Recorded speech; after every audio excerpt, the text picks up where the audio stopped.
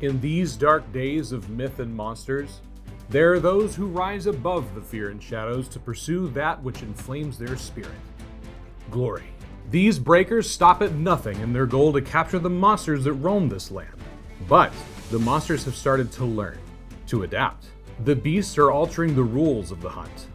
And you must stay on your toes and use every bit of your wits to adapt to the ever-changing battlefield and emerge victorious. Only one hunter can capture the most monsters and will be crowned champion. Will it be you? Prove you have what it takes to become a breaker and cement your legacy into legend. Welcome to the Grove, everybody. My name is Eli, and today we're playing Breakers, kindly provided and published by Lightning Lake Games. Breakers was designed by Brandon and Sam D. Liberato, as well as Will Sutton, and the art was created by Justin Gerard. Breakers is a competitive trick-taking game for 2 to 4 players, where you take on the role of a monster hunter vying for the glory of being the first person to secure 3 trophies. Please note that we are playing with a prototype version of the game, meaning rules and components are subject to change. Also note that placeholder art has been used on some of these cards with permission by Justin Gerard, but the Phoenix, Kraken, Fates, Vampire, and Wendigo are all finalized. Let's start with a setup for a 4-player game. Begin by randomly deciding who will be the first player. Next, you'll want to shuffle the monster cards and place them face down in a pile in the center of the table, forming the monster deck. Place the tracker card to the left of the monster deck and place an equipment cube on the first trick marker to keep track of what trick you're on. Some monsters have various effects that you'll use the tracker card to keep up with, and use any extra equipment cubes as necessary to do so. After that, shuffle the suit deck and place it face down to the right of the monster deck. You're then going to reveal a monster card and perform any extra setup instructions that are indicated on the monster ability. We have the Phoenix here, and it doesn't have any extra setup, so we're all good to go. Each player is then dealt 12 cards. In lower player count games, you might have some cards left over known as lost cards. Set these to the right of the monster deck. They won't be used this round. And finally, if a monster's ability contradicts the rulebook, remember to use the golden rule that the monster's ability always takes precedence. All right, with setup out of the way, we're ready to begin to teach. If you're not familiar with trick-taking games in general, let's first go through how they work. During a trick, the starting or lead player will play 1 card from their hand. This card will determine the lead suit for the trick. In this case, I played the 8 of melee, making melee the lead suit.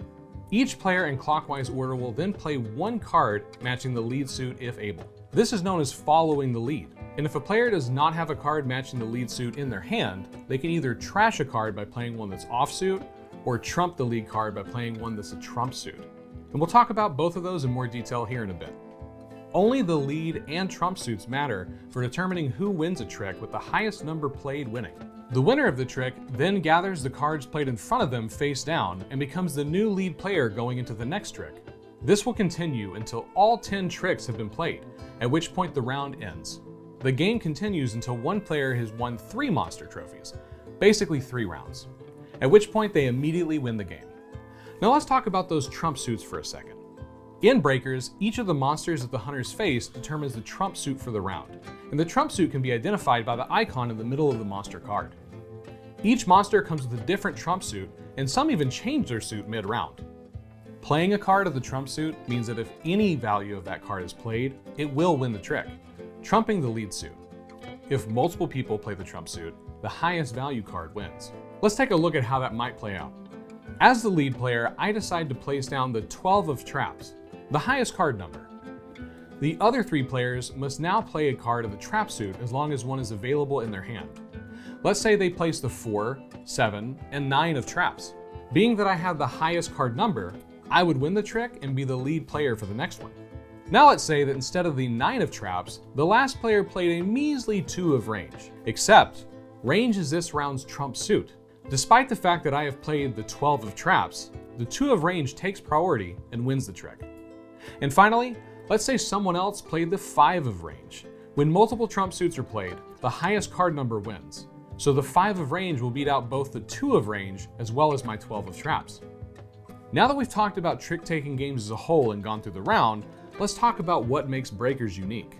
First, no 2 hunts are ever the same. Each monster requires different conditions to be met in order to win the round and its trophy. As an example, the Phoenix wants you to win the most tricks, while the Kraken wants you to win the second most, others want you to win the least, and so on. Second, the monsters know they are being hunted. In an attempt to survive, the monsters create effects that change the way the tricks are played. One of our favorite examples is the vampire.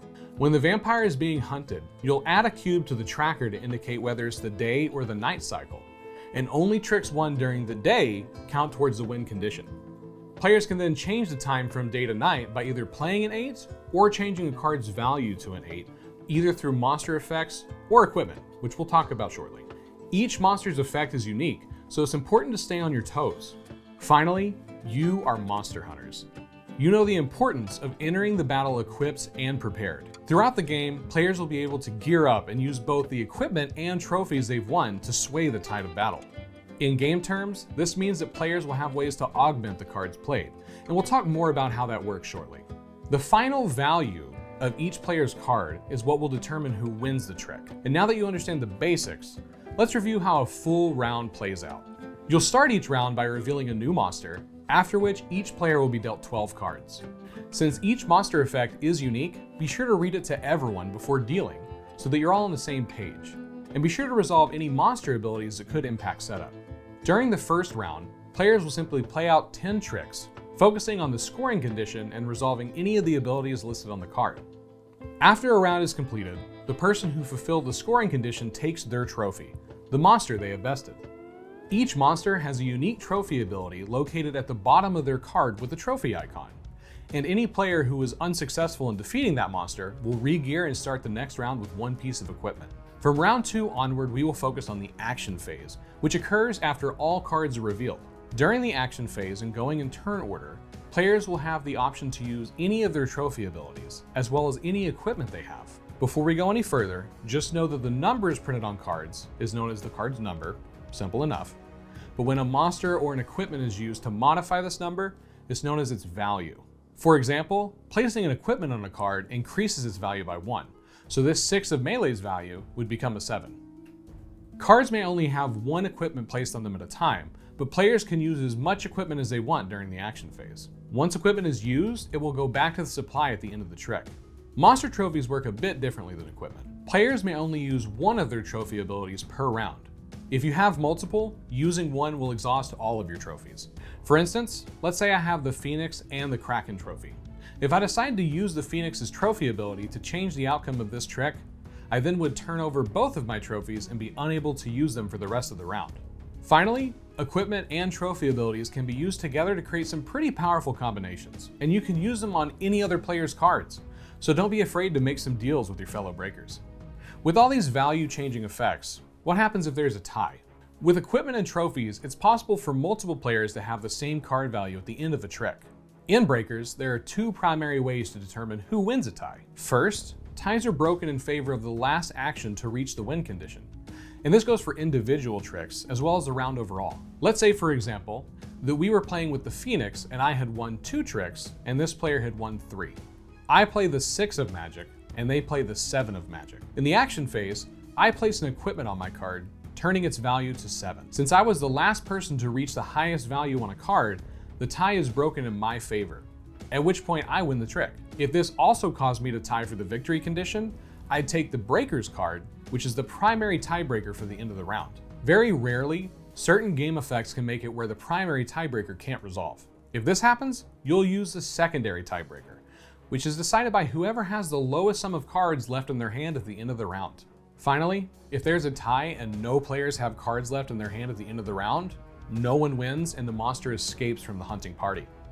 Last thing before we wrap up, this game also includes a 2 versus 2 mode, as well as a 2 and 3 player variant, all of which are explained in more detail in the rulebook.